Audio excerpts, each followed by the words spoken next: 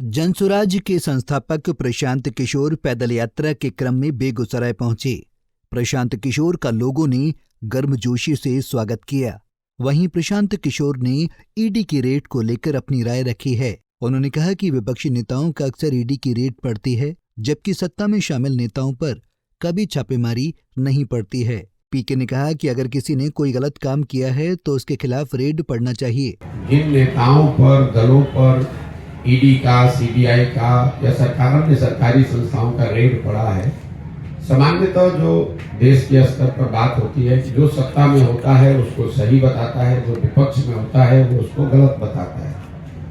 मेरी अपनी समझ ये है, मैंने पहले भी इस पर टिप्पणी की है, जिन पर रेड पड़ रहा है ये उनकी जिम्मेवारी है कि वो बताएं कि वो सही है कि गलत है। सामान्य जनता के नजरिए से दिक्कत इस बात से नहीं है कि अरविंद केजरीवाल पर रेड पड़ा, कि ममता बनर्जी की पार्टी पर रेड पड़ा, कि लालू जी पर रेड पड़ा। जिन्होंने गलती करी है, अगर रेड पड़ रहा है तो वो सब ठीक ही है। जनता को चिंता इस बात से होती है और सबको होनी भी चाहिए कि वही व्यक्ति जब सत्ताधारी दल के साथ जुड़ जाता है तो उस पर रेड होना बंद हो जाएगा। तो अगर जो जिसने भी गलती की है उस पर रेड पड़े, उस पर कार्रवाई होनी भी चाहिए, उससे कोई दिक्कत नहीं है। सिर्फ ये। वहीं प्रशांत किशोर ने कहा कि अगर सत्ता पक्ष के नेता गलती करते हैं तो भी उनके खिलाफ रेड नहीं होता है।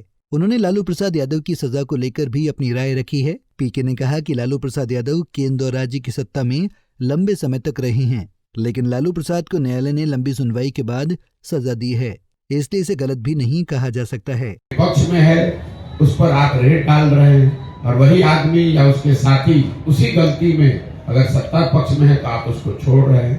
तो जनता के नजरिए से जब तक कानून समान रूप से सत्ता और विपक्ष दोनों साइड के नेताओं पर काम करे तो इसमें कोई दिक्कत नहीं है। अगर आप गलती किए हैं तो रेड होगा। अब आरजेडी जो पार्टी है, लालू जी को रेड होने की बात नहीं है। आज कोई कहता है कि उन पर वेंडेटा हो रहा है तो गलत बात है। 25 बरस पहले पशुपालन घोटाला हुआ, हर तरह की सरकार केंद्र में, बिहार में रही, हर स्तर पर न्यायालयों ने उस पूरी चीज का जांच किया, उसकी प्रक्रिया चली, उसके बाद उनको कन्विक्ट किया गया है। तो आप ये तो नहीं कह सकते हैं कि उसमें कोई प्रमाण नहीं है, कोई गलती नहीं हुई है। लेकिन मैं फिर से दोहरा रहा हूं कि अगर आरजेडी के लोगों ने गलती की है, उन पर रेड हो रहा है, तो बीजेपी के लोग भी अगर गलती कर रहे हैं तो उनको भी छूट नहीं मिलनी चाहिए। अगर वो होगा तो जनता को उसमें कोई तकलीफ नहीं दिखती।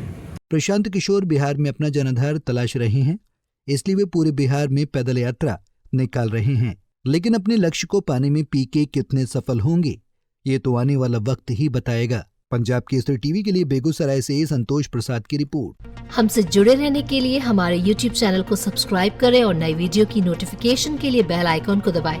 अगर आप ये वीडियो Facebook पर देख रहे हैं तो लाइक जरूर करें और ज्यादा से ज्यादा शेयर करें। धन्यवाद।